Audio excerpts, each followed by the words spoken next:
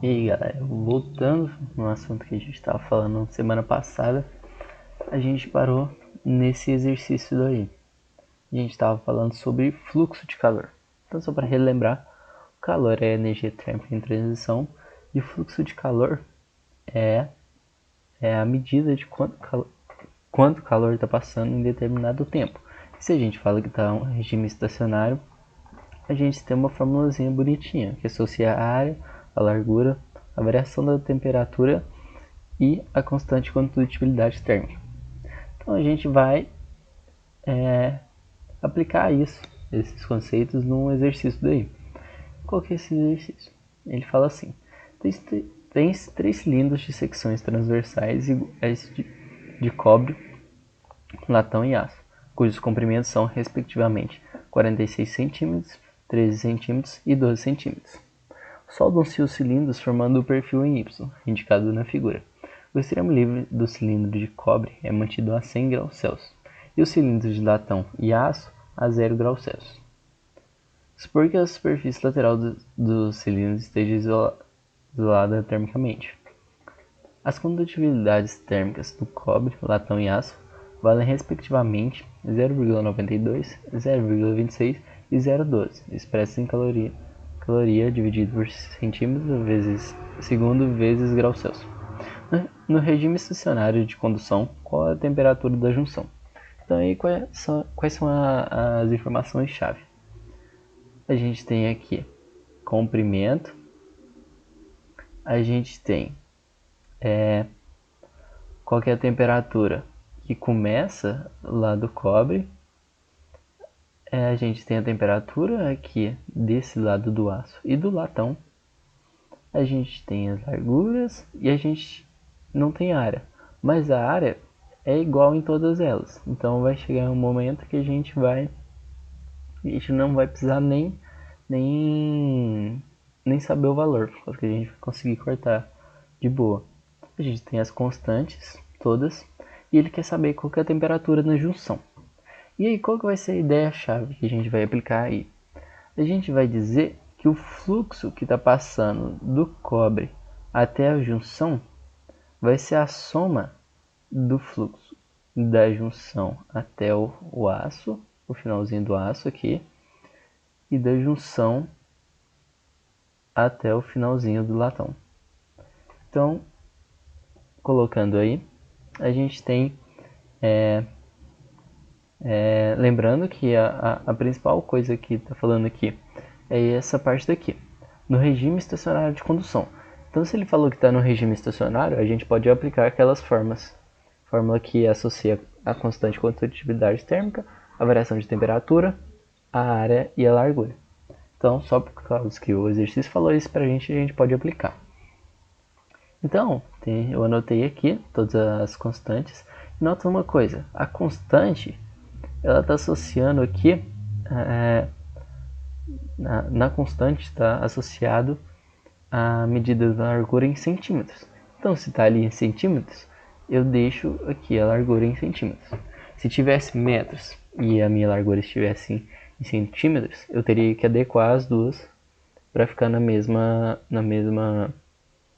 unidade. Então, se aqui tivesse metro, eu teria que dividir isso aqui por 100 e tudo mais. Mas como está centímetro e ele me deu as larguras em centímetro, então tudo bem.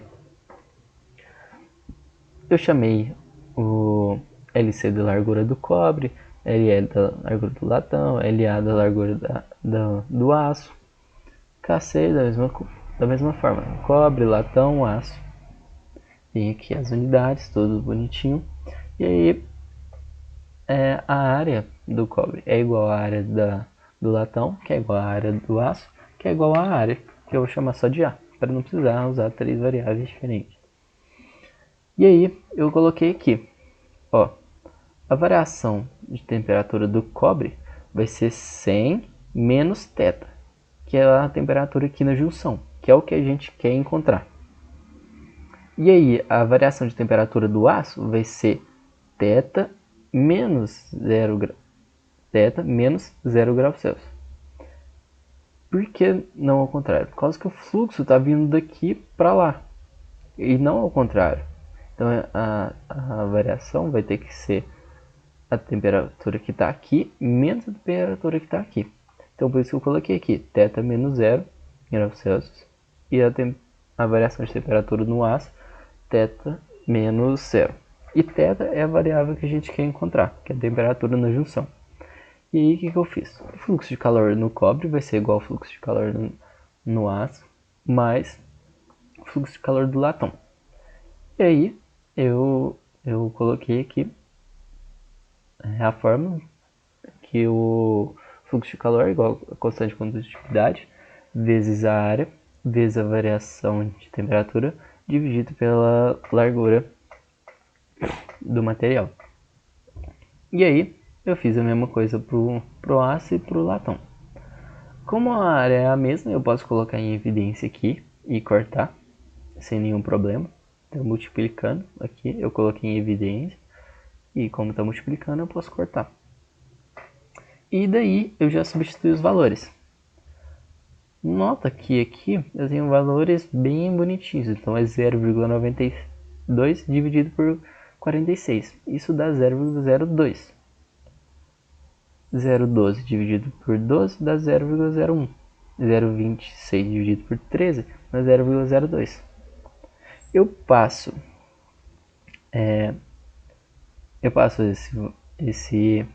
eu multiplico aqui, então fica 2 menos 0,02 θ, que é igual a 0,01 θ, mais 0,02 θ. Eu passo tudo para um lado da equação, o que é variável para um lado e o que é número para o outro. Então fica 0,05 θ, que é igual a 2. Passando dividindo, eu tenho que θ é igual a 40. Mas aí, se eu não soubesse aqui qual unidade colocar, o que eu ia fazer? Eu ia voltar e conferir aqui na constante que ele me deu. Ó, aqui está em graus Celsius. Aqui também está em graus Celsius. Então, logicamente, aqui também tem que estar em graus Celsius. Então, a temperatura na junção é de 40 graus Celsius. Isso daí, possivelmente, é um dos exercícios mais complicados de fluxo de calor. E você vê que também não é complicado. Só vai te dar um trabalhozinho. Ele poderia colocar 3, 4 materiais e junções e etc, etc. Mas o que você tem que saber é isso. Esse raciocínio que você tem que fazer vai ser basicamente o mesmo, certo? E aí hoje a gente vai falar sobre calor sensível e calor latente. Antes da gente falar específico desses calores, a gente vai definir aqui uma grandeza que chama capacidade térmica. A capacidade térmica vai determinar o quanto de calor um corpo precisa para que ele varie uma unidade de temperatura, certo? Então a gente pega, sei lá, um sapato e joga tanto calor que a gente está medindo, e a gente marca também a variação de temperatura e vê quanto que demorou isso aí. Então, quando a gente fizer esse experimento aí, ver quanto de calor que precisou para variar uma unidade de temperatura, a gente descobre a capacidade térmica desse nosso sapato. E a unidade vai ser, logicamente, o calor a gente vai medir em caloria e variação de temperatura a gente mede em graus Celsius. Então a unidade usual disso é caloria por grau Celsius. Mas se o exercício me der a variação de temperatura em Fahrenheit ou em Kelvin, a gente já viu que a variação em graus Celsius é a mesma que a variação em Kelvin. É a mesma coisa, é o mesmo número, na verdade. Mas se ele desse em graus Fahrenheit, ou você resolvesse, você falaria, está em caloria dividido por graus Fahrenheit. Somente ver aqui a fórmula que você vai lembrar direitinho. E daí vai ter outra coisa. Cuidado para não confundir esses dois. Qual que é o calor específico? O calor específico agora vai ser a quantidade de calor que uma unidade de massa necessita para variar uma temperatura. Então, no outro, a gente estava falando do corpo como um todo, ou seja, toda a massa dele. Então, vamos supor lá que eu estava com um sapato de 500 gramas. esse corpo como um todo, essas 500 gramas, precisavam de tanto calor para variar uma unidade de temperatura. Agora, quando eu estou falando do calor específico, eu estou falando de cada grama desse meu sapato. Então eu falo que 1 grama do meu sapato precisa de tanto de calor para variar uma temperatura. Então, por isso que faz sentido ter uma massa aqui dividindo. Nota que não é tão diferente a forma. Então, o calor específico é a quantidade de calor dividido pela massa vezes variação de temperatura. E aí, o que você nota? Que aqui a capacidade térmica, que o calor específico é a capacidade térmica dividida pela massa. Ou seja, a capacidade térmica é a massa vezes o calor específico. Você pode brincar com essas equações aí e ver em quais você chega.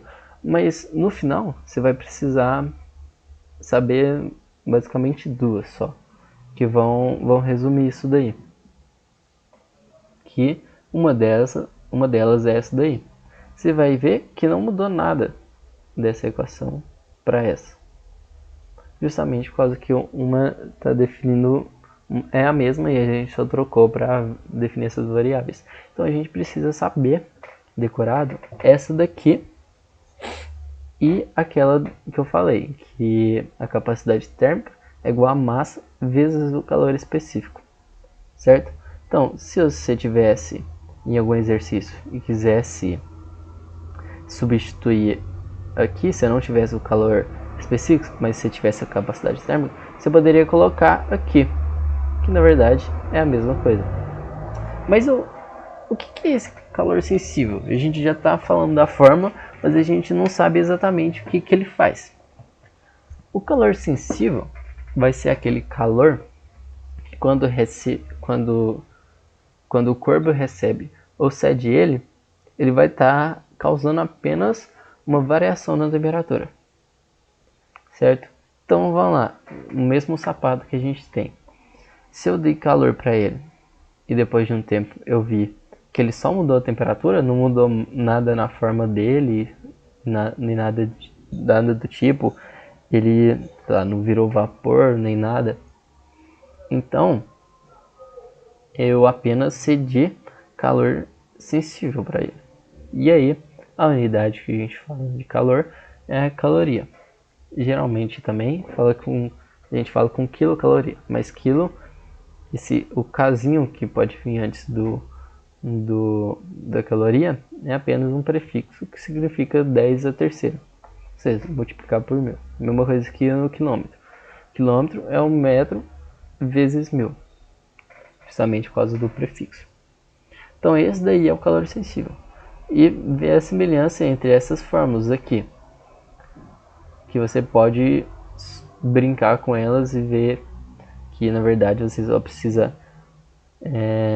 conhecer essa aqui, que geralmente a galera faz isso para lembrar, que chama Q macete, é o Q, M, C e o T, delta T na verdade. E também aquela que a capacidade térmica é igual a massa vezes o calor específico. Se você souber essas duas, você não precisa saber essa aqui separado. É só você jogar aqui os outros valores e isolar o C, que você consegue o valor dele. Então, para ficar mais fácil, não gasta tempo decorando todas elas. Decora essa daqui e a outra, que é a capacidade térmica, que é a massa vezes calor específico. E só isso. E agora vamos falar o que é um sistema termicamente isolado. O sistema termicamente isolado vai ser aquele em que não existe troca de calor entre o seu interior e o meio externo, certo? Existe isso na realidade? Na realidade é muito difícil acontecer e não acontece. Mas aí, nos exercícios, a gente vai estar falando teoricamente. Então, teoricamente, isso existe. Mas a gente não tem um meio adiabático, que a gente fala. O meio adiabático é aquele que não troca calor, justamente, que é um sistema termicamente isolado. Então, você vê essa palavra adiabática, é exatamente isso, que não troca calor entre o meio interno e o meio externo. Então na prática não existe, mas no exercício a gente trata como se existisse. E aí a gente vai ter uma consequência.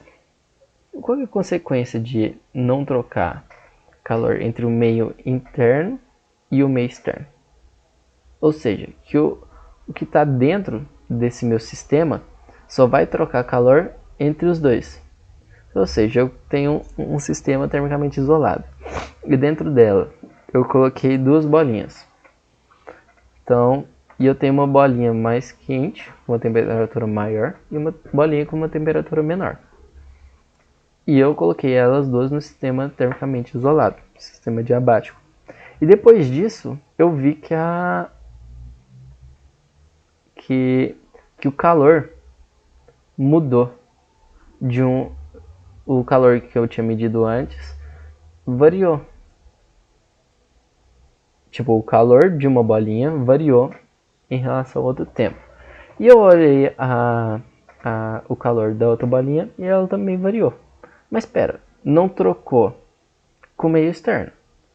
Mas existiu uma variação ali da minha bolinha. Ou seja, a quantidade de calor que foi absorvido por uma dessas bolinhas foi o que a outra perdeu. Então, a quantidade de calor absorvido é igual à quantidade de calor cedido. Isso geralmente é expresso numa forma com que absorvido é igual ao que cedido. Então, isso é bem basicão. Mas você não precisa de forma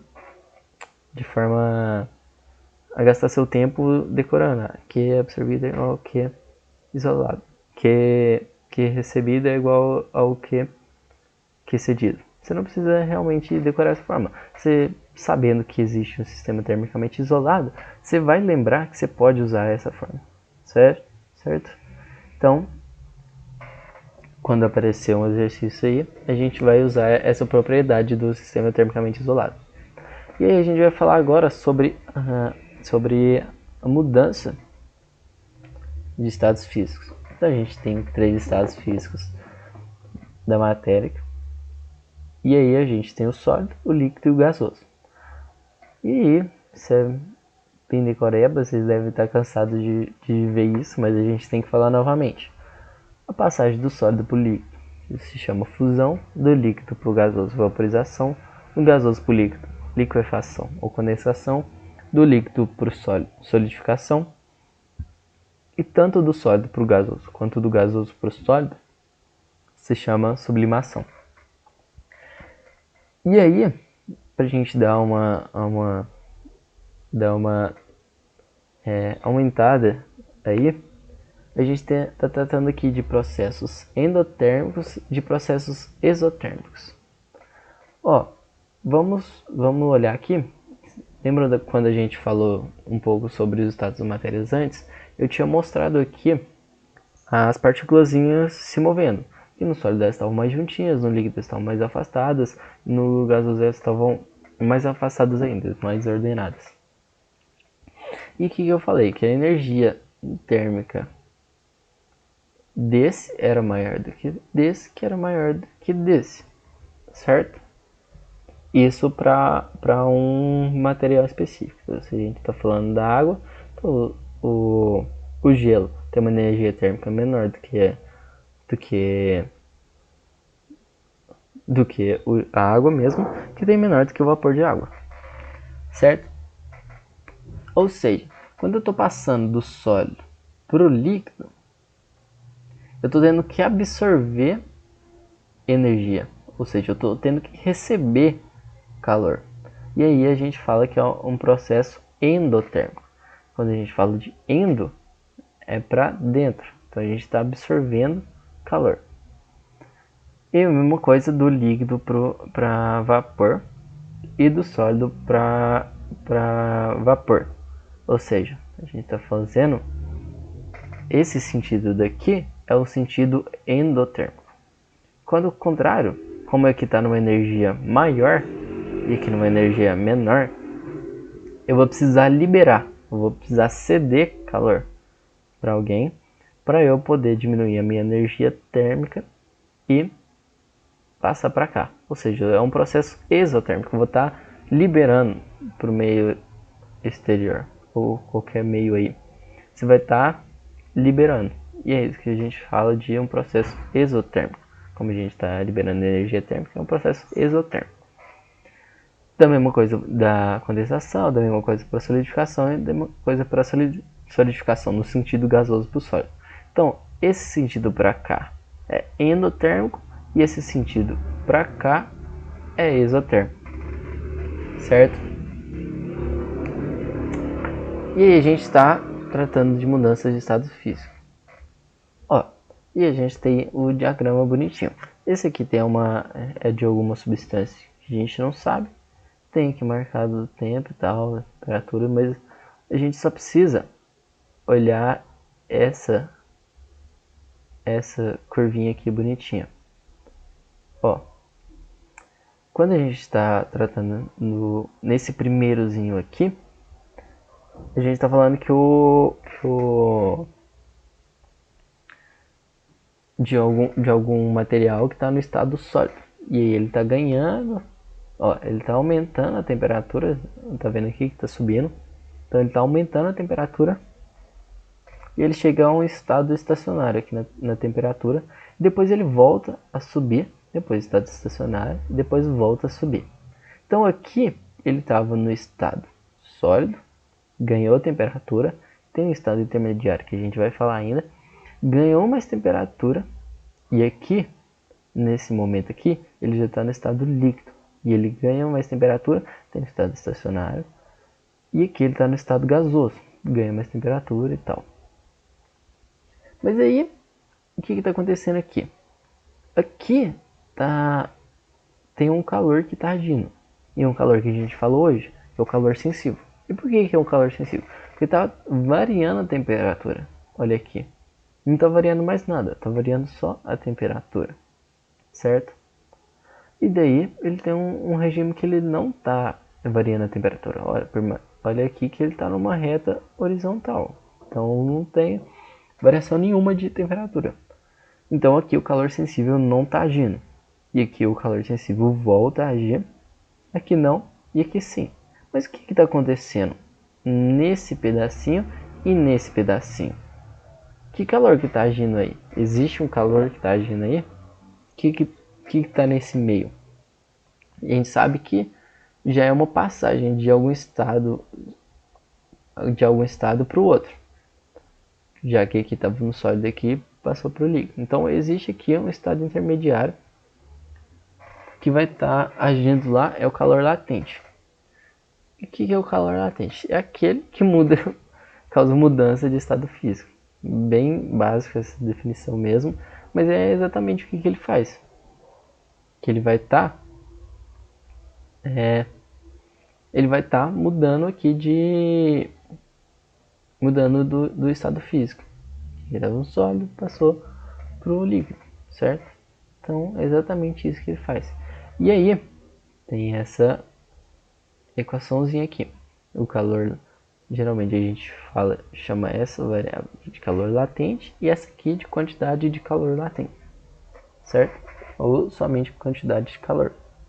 Então, quantidade de calor vai ser igual a massa vezes calor latente, certo? E ele vai ser específico para cada mudança de estado físico.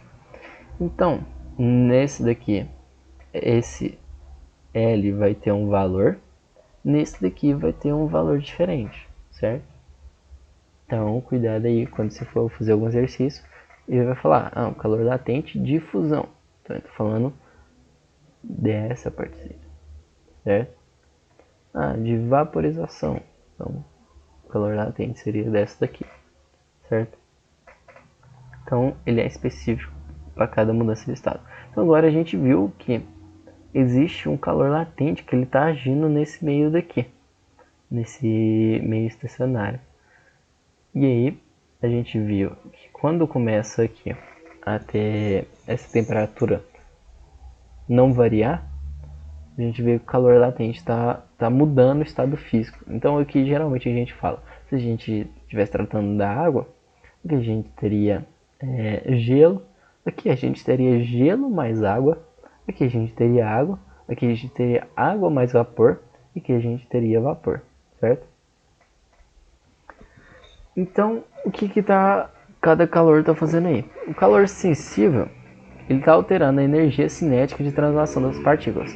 Então, basicamente, ele está alterando a temperatura, já que a temperatura é uma medida relativa à energia cinética de translação dessas partículas. Energia média de translação, certo?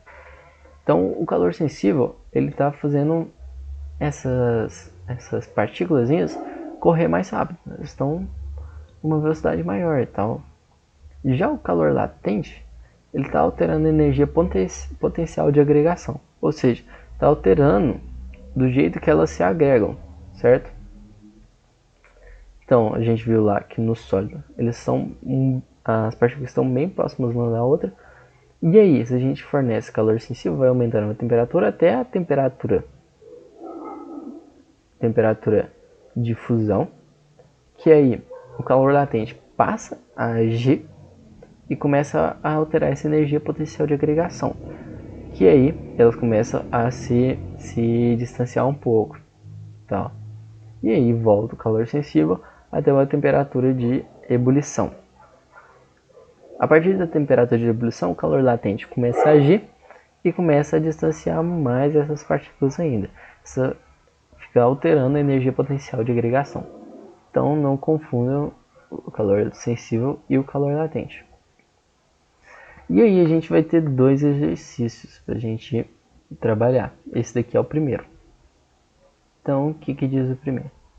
Em um copo grande, termicamente isolado, então a gente já pegou a ideia de que está termicamente isolado, a quantidade de calor cedido vai ser igual à quantidade de calor absorvido. Contendo água a temperatura ambiente, 26 graus Celsius, são colocados 2 cubos de gelo a 0 graus Celsius. A temperatura da água passa a ser aproximadamente de 1 grau Celsius. Nas mesmas condições, se em vez de 2 fossem colocados 4 cubos de gelos iguais aos anteriores, ao se atingir o equilíbrio térmico, haveria no copo apenas água, acima de 0 graus Celsius, apenas água, gelo e água, apenas gelo. Então, isso aí, tentem trabalhar esse exercício aí. E tem mais um outro exercício. No recipiente adiabático de capacidade térmica, mas ele já falou aí, num recipiente adiabático, ou seja, quantidade de calor absorvida é igual à quantidade de calor recebida. Mas aí vai ter um diferencial. Aqui vai ter calor específico e calor latente. Então vamos ver como é que vai funcionar isso. Então, de capacidade térmica desprezível, são colocados 400 gramas de água a 40 graus Celsius e 200 gramas de gelo a menos 15 graus Celsius. Se após algum tempo estabelecido o equilíbrio térmico, de novo está aparecendo o equilíbrio térmico aí. Vai ter algum negocinho para a gente mexer aí. Se após algum tempo estabelecido o equilíbrio térmico, introduzirmos nesse recipiente um termômetro ideal, que temperatura ele irá registrar, certo? Então, tentem fazer isso aí. No comecinho da próxima aula, eu já volto com a resolução deles. Então, tentem fazer aí. Procurem mais exercícios também. Provavelmente vão ter muitos. Mas as ideias gerais para a resolução de exercícios são bem parecidas aqui. Na termologia, principalmente nessa parte de quantidade de calor latente e tal, os exercícios não vão variar muito. Eles vão ser relativamente parecidos. Então, se você está fazendo mais, quanto mais exercício for fazendo, mais você vai pegando a ideia desses exercícios, vai ficando mais fácil para você resolver depois, certo? Então, por hoje é só. Tentei fazer esses dois exercícios aqui. E na próxima aula, na semana que vem, eu já volto com eles primeiro. E depois a gente já vai falar de um pouquinho mais sobre calor e tal. E depois a gente passa para gases, certo? Então, Até depois.